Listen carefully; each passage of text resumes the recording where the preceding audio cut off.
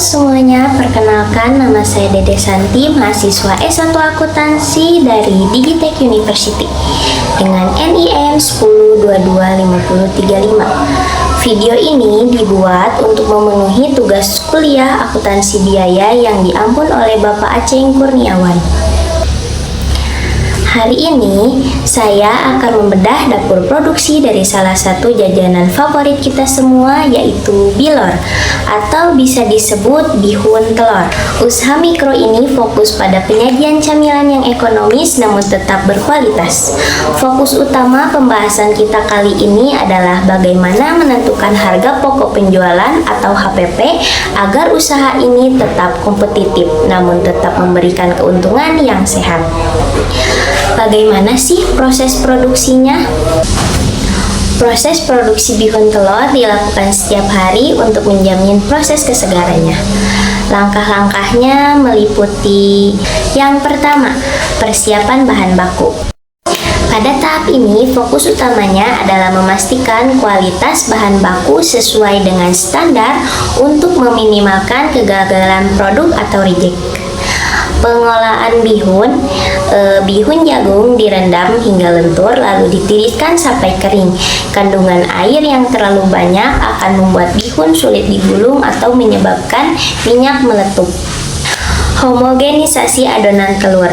Telur ayam dikocok dengan tambahan air atau penyedap dengan rasio tertentu agar teksturnya cukup cair untuk menciptakan efek jaring saat masuk ke minyak panas. Yang disimpan lalu dimasukkan ke dalam botol sebelum dimasukkan ke penggorengannya. Persiapan bumbu dan saus. Menyiapkan bumbu tabur dan mengencerkan saus sambal dengan air, lalu masukkan ke dalam botol saus agar siap digunakan saat produk selesai digoreng. Yang kedua ada teknik eksekusi. Ini adalah inti dari proses produksi di mana keahlian tangan sangat menentukan efisiensi bahannya loh. Nah, sebelum dieksekusi ada pengaturan suhu. Minyak dalam wajan dipanaskan hingga suhu optimal. Jika terlalu dingin, bihun akan berminyak, dan jika terlalu panas, bihun akan cepat gosong.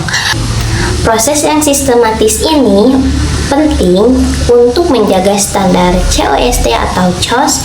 Jika teknik menggulung tidak konsisten, penggunaan telur bisa menjadi boros, yang nantinya akan menyebabkan pembengkakan pada biaya bahan baku dan menggeser angka HPP yang sudah kita hitung.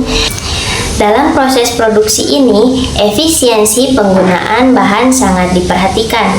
Misalnya, penggunaan 1,5 kg telur harus pas untuk menyelimuti 200 tusuk bihun agar biaya bahan baku tetap sesuai dengan perhitungan HPP sebesar 931 perak per tusuk.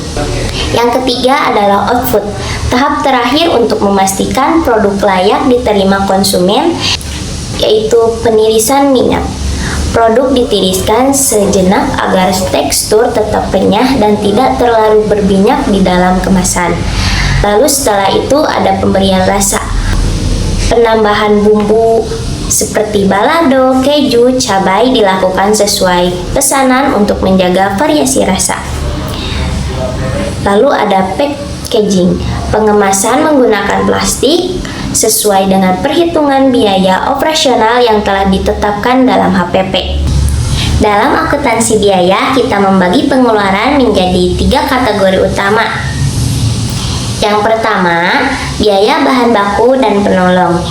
Ini mencakup bahan utama seperti bihun jagung, telur, dan minyak goreng, serta bahan penolong seperti aneka bumbu tabur dan saus. Dari data saya, total biaya bahan baku perharinya mencapai Rp131.000. Lalu yang kedua, biaya tenaga kerja langsung. Karena usaha ini dikelola langsung oleh pemilik, kami tetap mengalokasikan upah kepemilikan sebesar Rp25.000 per hari sebagai presentasi nilai kerja. Lalu yang ketiga, biaya overhead pabrik atau BOP. Ini adalah biaya tersembunyi yang sering kali dilupakan. Terdiri dari biaya operasional seperti gas, LPG, tusuk sate, plastik, biaya lapak hingga transportasi. Totalnya Rp28.500.